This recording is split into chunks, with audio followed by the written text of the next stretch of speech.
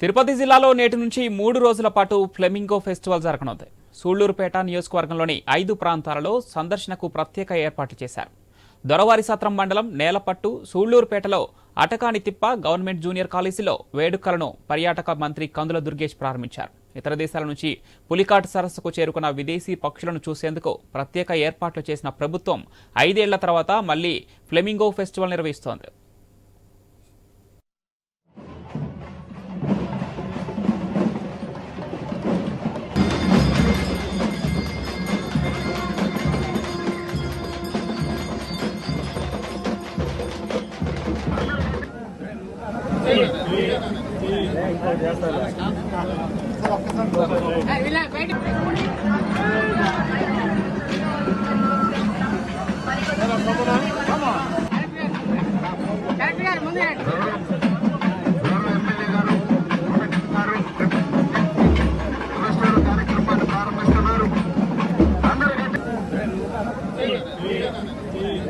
చేస్తారు